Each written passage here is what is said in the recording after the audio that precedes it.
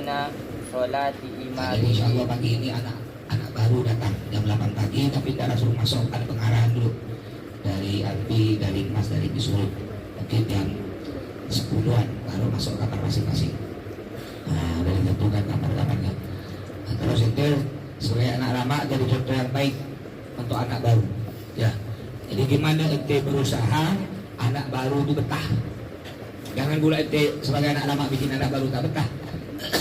Jadi andai kan anak baru betah, gara-gara ente betah, nanti umpama dia kadang-kadang ada teman ente pura-pura nanya, apa? Dari mana ente? Nanya, segarkan buatan. Mana rumah ente? Siapa nama ente? Punya kakak ente. Kalau yang perempuan ya. Dia punya apa? Punya mondoknya dia lihat. Siapa namanya? Siapa namanya? Iman. Kan keren. Iman namanya. Jadi ente bikin anak baru, semua santri putra putri ya. Kawan kan kena ente, gimana dia betah? Ajak. Kadang-kadang anak baru tuh malu. Makan, jam makan, waktunya makan, yuk, ikut yuk, antri, yuk, bawa mana rantang ente? Dekat kan? Ya, mandi yuk, main bola. Kalau yang putra, yuk, ayo jajan yuk, ente lah yang bayar, jangan. Itu namanya nakil, tidak boleh, tak bagus. Kalau bisa ente yang jaminkan. Ya, ayo makan. Ambil, ente mau ambil ya, tenang. Catat, nanti dibayar. Minggu depan utang. Ya, nggak usah, tak boleh, itu namanya tak bagus. Itu yang jamin atau bayar masing-masing. Jadi andai kan ada santri, anak baru atau anak lama, asalnya dia tidak betah dia, lalu ente dekatkan, ente kawankan, lalu dia betah sekali dia. Mana ente tidak betah? Kebalik, ente yang ngawal, yang ente 100% betah, yang anak baru tak betah, ente kawankan, yang anak baru atau anak lama yang tak betah jadi anak baru, atau anak lama yang asalnya tak betah dia jadi betah. Dia mondok 7 tahun, ente 2 tahun berhenti lah. Lalu na'udzubillah ente balik jadi preman. Jadi preman ente. Bertato, bertindik, narkoba, mati ente. Sedangkan ini nih, yang tadi anak baru atau anak lama yang tak betah, karena ente dekatkan dia jadi betah. Balik sampai 7 tahun dia mondok. Bahkan dia lanjut ke jauh, lanjut ke luar negeri, ke Tarim, umpamanya. Lalu balik jadi ulama. Balik jadi ulama, santrinya ribuan, umpamanya. Dia punya bini, santrinya ribuan.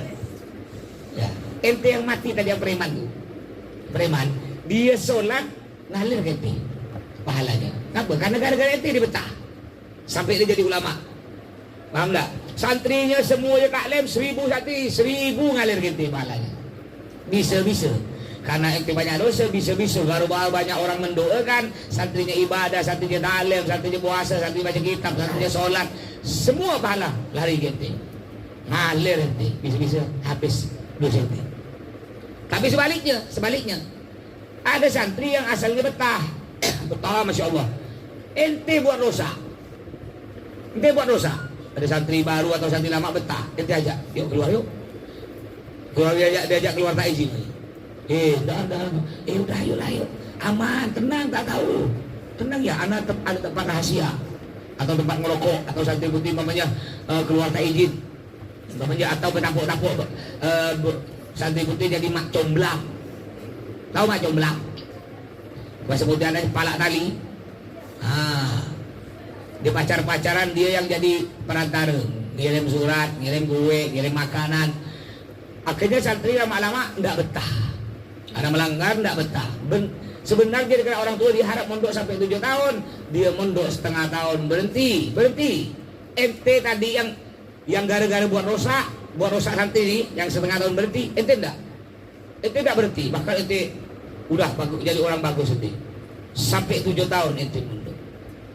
Santri yang setengah tahun tak betah nih, dia balik jadi bandar narkoba, jadi bandar judi slot, nyabung ayam, mabuk, bertindik, ya berzina, naudzubillah, tiap hari dia maksiat. Ente yang tadi balik punya santri jadi kiai, jadi ulama, ente mati. Ya, yang ini masih hidup nih, yang maksiat gara-gara ente tak betah. Dia tiap buat dosa ngalir ente. Dia mabok ente dapat. Dia berzina ente dapat.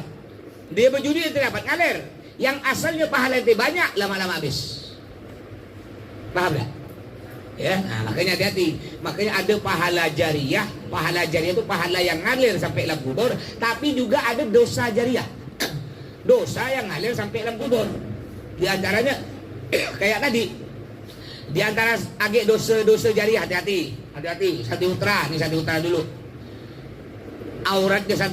Auratnya laki-laki yang wajib ditutup mulai dari mana? Dari pusar. Pas di pusar apa di bawah pusar?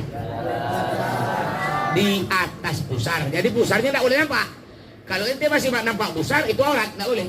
Harus di atas pusar sedikit, tertutup pusar. Dan di bawah lutut.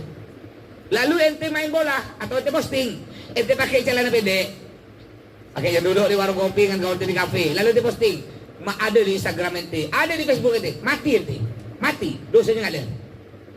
Tambah banyak orang ngelihat aurat ente, tambah banyak dosa ente. Jangan ente santai-santai, enak-enak ya, ngerti? Perempuan juga, santri putri, ketika udah berhenti mondok, kadang-kadang ada santri ini udah mulai pakai kerudung, masih kerudung, cuma kerudungnya mentang-mentang rambut dia semer, mulai gini lah kerudungnya, nampak lehernya, atau dia pakai baju kerudung rapat tapi baju ketat, nampak bodinya, lalu diposting di media sosial, ente mati. Jangankan ente mati, ente masih hidup, tambah banyak mata ngelihat, lari ente dosanya. Itu namanya dosa jariah. Jariah ya, jaro ya jeri, apa artinya? Mengalir. Jadi dosa jariah artinya dosa yang mengalir. Terus tambah banyak mata melihat, tambah banyak. 100 mata melihat, 100 dosa. 1000 mata, sedangkan di media sosial masih heran ya. Masih heran. Ayo, umpamanya perempuan-perempuan nih, santri nih, santri putri. Ente berani tidak joget depan kawan, depan santri putra? Berani? Yang joget gini, berani ente? Tak berani kan? Malu tak ente? Malu. Tapi kenapa ente berani joget di HP lalu ente upload, simpan di Instagram ente, simpan di TikTok ente? Yang lihat siapa? Bukan cuma santri Al Jihad, santri seluruh dunia ngelihat ente. Ngapa ente tak malu? Betul tak? Sampai guru ente ngelihat, Neng Munanya ngelihat, Mas ngelihat, Abi ngelihat, kenapa tak malu? Ayo pikir sekarang ente. Banyak alumni ya, alumni ya joget, nampak rambutnya, tak tahu malu. Padahal guru-gurunya ngelihat, kenapa tak malu? Depan kawannya dia malu, tapi di HP tidak malu. Kenapa? Memang itu akhir zaman dah. Di antara tanda kiamat, orang buat dosa tak tahu malu. Tak malu, buat dosa tak malu. Kayak tadi itu, di upload tak tahu malu. Itu di antara tanda kiamat. Yang kedua, di antara akhir-akhir zaman, tanda kiamat kecil ya, di antaranya sebenarnya itu dosa, tapi dianggap biasa. Dosa, dia tahu itu dosa, tapi dia anggap biasa. Tak pakai kerudung, dianggap biasa. Laki-laki tampak main bola pakai celana pendek, tampak bahak, dianggap biasa. Padahal itu dosa. Bunga duit, tahu bunga duit, pinjam duit 100.000 harus balik 100 lebih, itu bunga, tapi dianggap biasa. Ya, akhirnya kena malaikat dilempar dalam neraka. Apa lempar? Biasa ya boy, kata malaikat, biasa ya. Apa lagi ribut? Akhirnya kena malaikat pun dianggap biasa. Slow ya boy, slow. Anggaplah jalan-jalan ke neraka. Ada kadang-kadang protes tuh kalau diberi tahu. Ada perempuan-perempuan ya. Ada yang tak pakai kerudung, dek. Ngapa tak pakai kerudung? Rambut siapa? Ada yang jawab gitu lah biasanya kan? Dek, ngapa pakai baju ketat? Body siapa? Dek, ngapa pakai rok pendek dan paha? Paha siapa? Apa kata aku? Apa kata aku? Yang laki-laki pun gitu kalau boleh tahu. Apa kata aku? Akhirnya oleh malaikat orang ini dilemparkan dalam neraka. Dia bilang, oleh Allah lemparkan dalam neraka. Lalu dia bilang, ya Allah, ngapa saya lemparkan dalam neraka ya Allah? Ya kata Allah, neraka siapa? Apa kataku? Wa makaru wa makarallah wallahu khairul makirin. Mereka menipu Allah, Allah balas tipuan mereka. Mereka bilang, apa kataku? Ya. Orang-orang gini ini kena Allah nanti ya disimpan di dalam kardus, dilempar dalam neraka. Lalu protes, ya Allah, ngapa saya lempar dalam neraka? Aku bukan lempar kau, aku lempar kardus. Aku bukan buang kau ke neraka, buang apa? buang kardus. Makanya jangan sikit-sikit apa kataku, apa kataku. Nanti lempar dalam neraka, apa kataku. Paham santri ya? Nah, makanya hari ini ada santri baru datang nih. Nanti gimana semua santri kompak, gimana caranya santri baru betah. Kalau itu kan udah santri lama dah. Ya, alhamdulillah udah betah semua. Nah, terutama santri yang baru sakit dah. Pokoknya intinya temenong tuh. Biasa ada temenong bojo depan sekolah dulunya. Itu bagikan tuh. Pandai lah buku-buku nanti. Dari mana nih?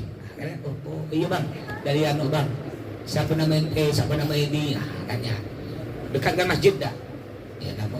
Masjid apa nama kamu? Pandai lah nanya. Ente sehari-hari makan lauk apa? Tanya aja. Yang penting ada pertanyaan lah. Ada ya yang diomongkan. Yang penting dia bisa ngomong lah. Untuk dia betah. Jangan ditanya. Ente pegang duit berapa? Berapa duit? Itu bahaya tuh. Bahaya nih hantu nih. Kalau udah nanya duit nih hantu nih. Dia bilang jamin dah. Jangan pula ente minta jamin. Tambah tak betah dia. Ente jamin dia. Dengan ada yang temen dong, ente bawakan. Bapak ada duit lah ya. Bawakan es. Belikan kue. Tidak bang. Ambil ya. Bagilah. Sambil cerita-cerita. Ya. Siap tak? Siap tak ente nyenangkan anak baru? Siap ente dapat pahala jariah? Aku mau dapat dosa jariah. Ngerti? Ini udah betah ya? Yang baru satu. Betah dah? Masya Allah. Ada yang lebih yang dari pinyu 3 tuh. Mana yang kecil tuh? Udah betah? Ya. Kayak IPA mukanya tuh kan? Akhirnya IPA. Alah Samir.